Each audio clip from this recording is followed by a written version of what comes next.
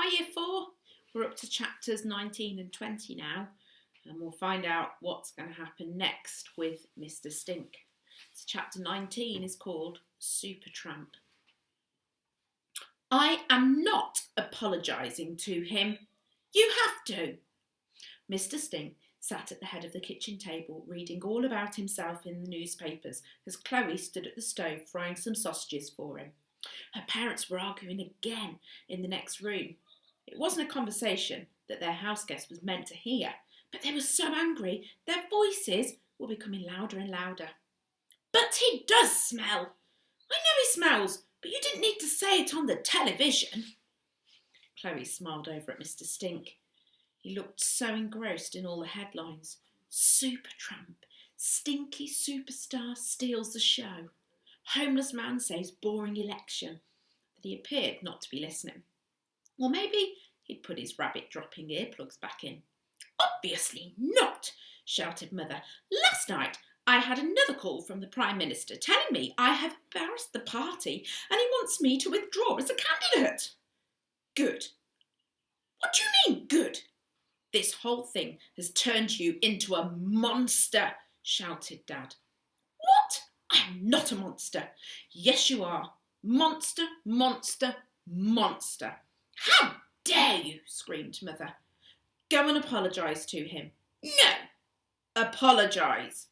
For a moment all you could hear was the sizzle of sausage fat and lard in the frying pan. Then slowly the door opened and Mother oozed like slime into the room.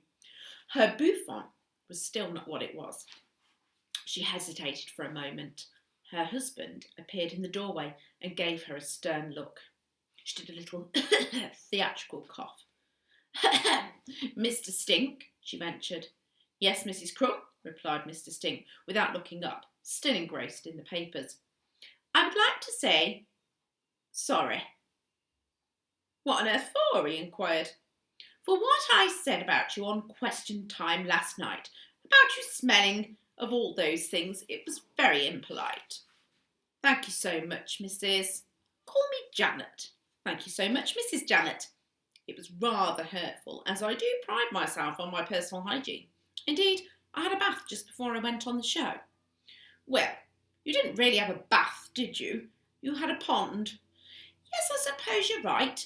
I did have a pond, and if you wish, I will have another pond next year, so I remain perfectly clean.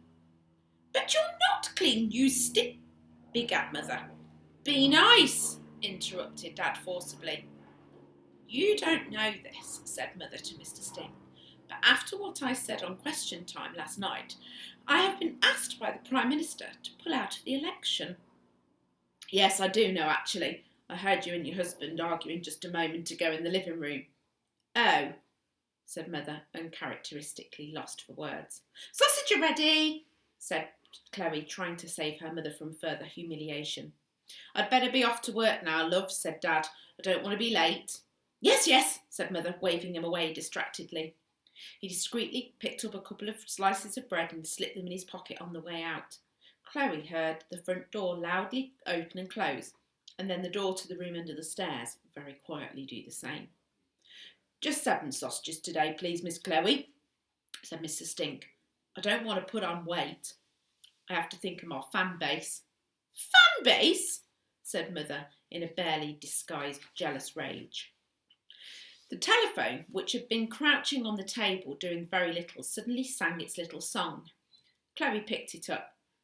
Croom residents, who is speaking, please? It's the Prime Minister. Mother's face lit up with hope, and even her bouffant seemed to perk it up even a little bit. Ah, yes, I knew my darling Dave would change his mind. He wants to speak to Mr. Stink, actually, continued Chloe.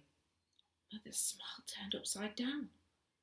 Mr. Stink picked up the receiver with a nonchalance that suggested he often received calls from world leaders. Stink here. Yes. Yes. Oh, yes. Mum and Chloe studied his face like a map, trying to read from his reactions what the Prime Minister was saying. Yes, yes, yes. Well, yes, thank you, Prime Minister. Mr. Stink put the receiver down and sat back at the table to resume his now daily task of reading about himself in the newspapers. Well, asked Chloe. Yes, well, chimed in Mother. The Prime Minister has invited me to go for tea at number 10 Downing Street today, said Mr. Stink matter-of-factly. He wants me to take over from you, Mrs. Crumb, as the local candidate. May I have those sausages now, please, Chloe? Chapter 20. Grubby Toilet Roll. Hooray! There was a huge cheer as Mr. Stink appeared at the upstairs window. All he had to do was stand and wave for the crowd to roar their approval. The cameras all zoomed in and the microphones leaned forward. One lady even held her baby up so that the infant could catch sight of this new star. Chloe stood a few paces behind Mr. Stink, watching like a proud parent. She hadn't enjoyed being on the television that much and preferred to let Mr. Stink take centre stage. He gestured for everyone to be quiet, and there was quiet. I have written a short speech, he announced, before unrolling a very long, grubby toilet roll and reading from it. First of all, may I say how very honoured I am that you've all turned out to see me today. The crowd cheered again. I am but a humble wanderer, a vagrant maybe, certainly a vagabond, a street dreamer if you will. Oh, get on with it, hissed Mother from behind Chloe. Shh! Shushed Chloe. As such, I have no idea that simply appearing on the electrical televisual apparatus would have quite such an astonishing effect. All I can say at this time is that I am meeting with the Prime Minister today at number 10 to discuss my political future. The crowd went wild. Thank you all for your incredible kindness, he concluded before rolling his toilet roll back up and disappearing from view. Miss Chloe, he said. Yes, she answered. If I am meeting the Prime Minister, I think I need a makeover. Chloe wasn't exactly sure what a makeover was. She knew there was lots of shows on TV that did makeovers, but Mother didn't allow her to watch them. Feeling like the ugly duckling of the family, she didn't own any makeup either, so tentatively she knocked on her little sister's door to see if she could borrow some. Annabel had drawers full of makeup. She always asked for it for her birthday and Christmas, and as she liked nothing better than painting it on and performing her own little beauty pageants in front of her bedroom mirror. Has he gone yet? Asked Annabel. No, he hasn't. Maybe if you bothered to talk to him, you would see how nice he is. He smells. So do you, said Chloe. Now, I need to borrow some of your makeup. Why? You don't wear makeup. You're not pretty. There's no point. For a moment, Chloe entertained a number of fantasies where her little sister met horrific ends. Plunged into a pool of piranhas, perhaps. Abandoned in the Arctic wastes in her underwear. Force-fed marshmallows until she exploded. It's for Mr. Stink, she said, filing away all those fantasies in her brain for a later date. No way! I'll tell Mother you're the one who's been secretly scoffing her Bendix chocolate mints. What do you need? Replied Annabel in a heartbeat.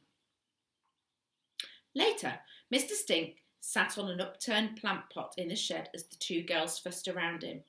It's not too much, is it? He inquired. Unexpectedly enjoying herself, Annabel had gone a little bit over the top. Did Mr. Stink really need pink glittery blusher, electric blue eyeliner, purple eyeshadow and orange nail varnish to go and meet the Prime Minister?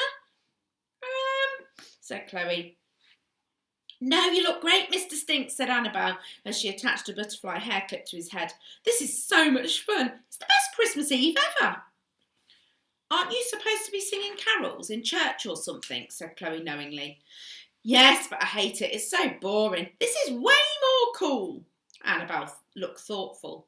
You know, it's so tedious sometimes doing all those stupid hobbies and sports and stuff. Why'd you do them then? Inquired Chloe. Yes, why do you do them, my dear? Chimed in Mr. Stink. Annabel looked confused. I don't know, really. Supposed to make Mother happy? Your mother won't be truly happy if you aren't. You need to find the things that make you happy, Mr. Stink said with authority. It was hard to take him seriously, though, what with his multicoloured eye makeup. Well, this afternoon has made me happy, said Annabel. She smiled at Chloe for the first time in years. Hanging out with you has made me happy. Chloe smiled back, and they nervously held each other's gaze for a moment. demanded Mr. Stink. You too, of course, laughed Annabel. You actually get used to the smell after a while, she whispered to Chloe, who shushed her and smiled. All of a sudden, the shed shook violently. Chloe rushed to the door and opened it to see a helicopter hovering overhead. Engine whirring, it slowly came down to land in their garden. "Ah, yes, the Prime Minister said he would be sending that to pick us up," announced Mr. Stink. "Us?" said Chloe. "You don't think I was going to go without you, do you?" That's the end of that chapter. We're getting through this book really, really quick. I hope you've enjoyed that, and we'll find out next time what happens when Mr. Stink meets the Prime Minister. Take care.